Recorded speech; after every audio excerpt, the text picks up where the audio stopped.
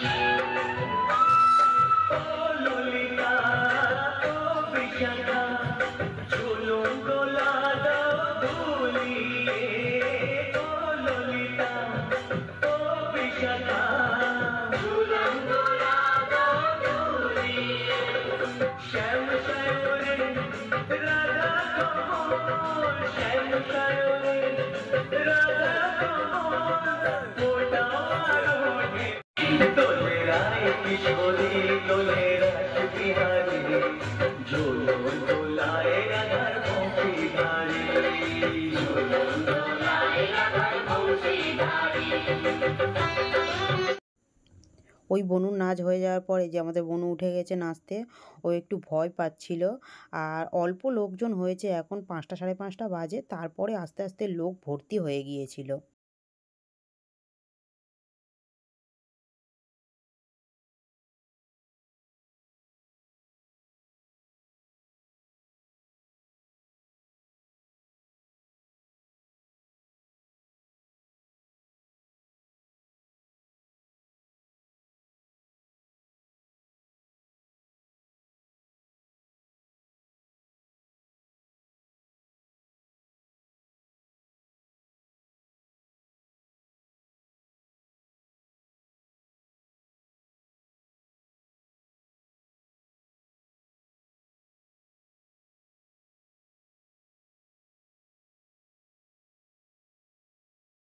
নাচতে নাচতে এত ভয় পাচ্ছিল, গুলিয়ে ফেলছিল।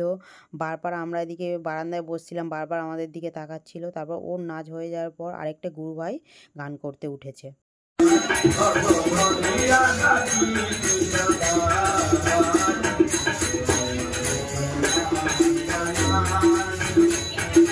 তো এখানে গান টান হয়ে যাওয়ার পর আস্তে আস্তে অনেক লোকজন হয়েছে। এবার আমাদের ঠাকুরের প্রার্থনা শুরু হবে। সেই হিসাবে বলল আর গান টান করার দরকার নেই। তো প্রার্থনা হবে বলে এবার সব কিছু সবাই মানে আলোচনা করছে। এবার প্রার্থনাটাও শুরু হবে, সেটা আপনাদেরকে দেখাচ্ছি।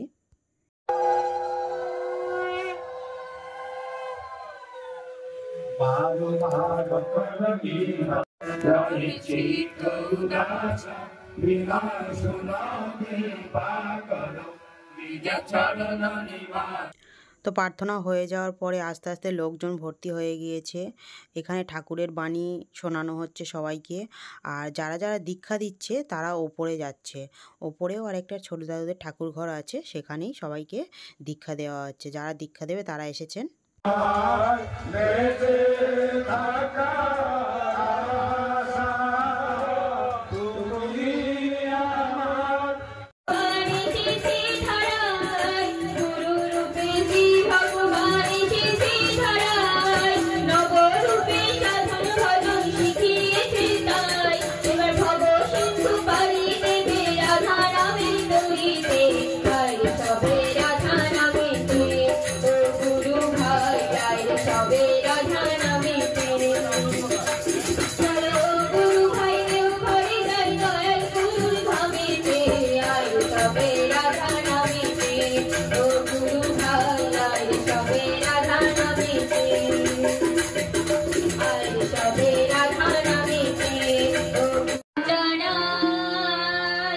দয়াল তোমারে প্রণাম জানাই,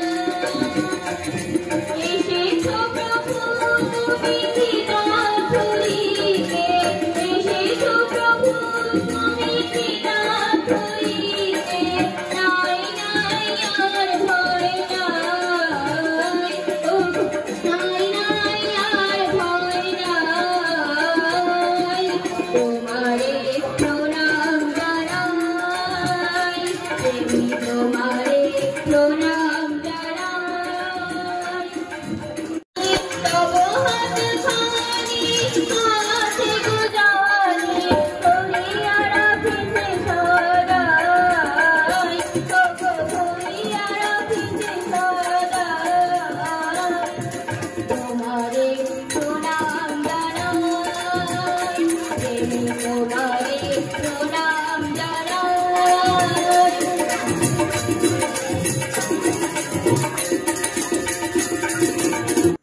তো বললাম আগেই যে বনুর গান করার কথা আছে, এখানে বড় বনু গান করতে বসে গিয়েছে, ওর দুটো গান করা হয়ে গিয়েছে, এই গানটা করে ও নেমে আসবে। আরও যারা আছে তারাও গান টান করবে, তো সেই হিসাবে ওর গান হয়ে গেলে নেমে আসবে। আর আমি ওপর থেকে ভিডিও করছিলাম ছোটদাউদের, এই যে ওপরের ঘরে এসেছি, ওপরে পাশে একটা রুম আছে আর এটা হলো ওপরে ঠাকুরঘর।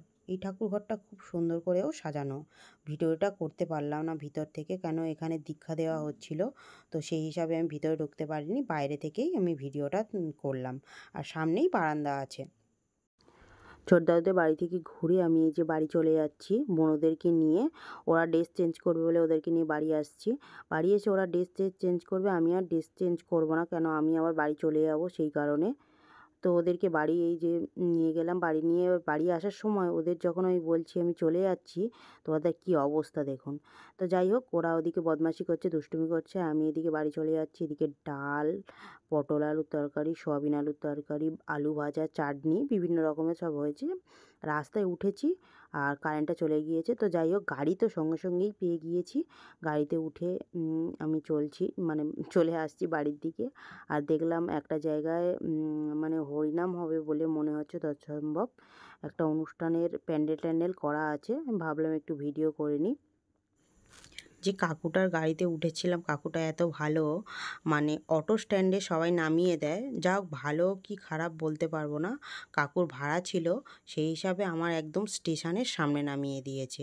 আমাদের অটো স্ট্যান্ডে নামিয়ে দিলে ওখান থেকে 5 মিনিট হেঁটে স্টেশনে উঠতে হয়।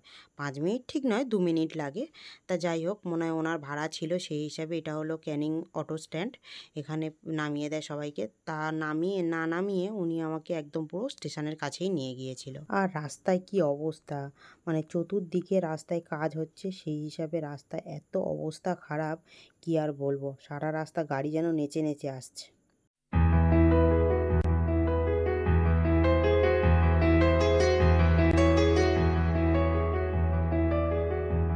চল রাস্তায় সাজি ট্রাম লাইন আর কবিতায় শুয়ে কাপলেট, আহা উত্তাপ কত সুন্দর তুই থার্মোমিটারে মাপলে, হিয়া টুপটাপ চিয়া নস্টাল মিঠে কুয়াশায় ভেজা আস্তিন, আমি ভুলে যাই কাকে চাইতাম আর তুই কাকে ভালোবাসতি। চল রাস্তায় সাজি ট্রাম লাইন আর কবিতায় শুয়ে কাপলেট, আহা উত্তাপ কত সুন্দর তুই থার্মোমিটারে মাপলে, হিয়া টুপটাপ জিয়া নস্টাল মিঠে কুয়াশায় ভেজা আস্তিন, আমি ভুলে যাই। তারপর আমি তো ট্রেনে উঠে পড়েছিলাম। ট্রেন মোটামুটি সন্ধ্যাবেলা ফাঁকাই থাকে। তো এই যে সোনারপুর স্টেশনে নেমে গিয়েছি, নেমে একটু দাঁড়িয়েছিলাম, আমার বর এসছে, এসে আমাকে নিয়ে যাচ্ছে। আমার ভিডিওটা আমি এখানেই শেষ করছি। সবাই ভালো থাকবেন, সুস্থ থাকবেন। আমার ভিডিওগুলোকে একটা করে লাইক, কমেন্ট এবং একটা করে সাবস্ক্রাইব করে দেবেন।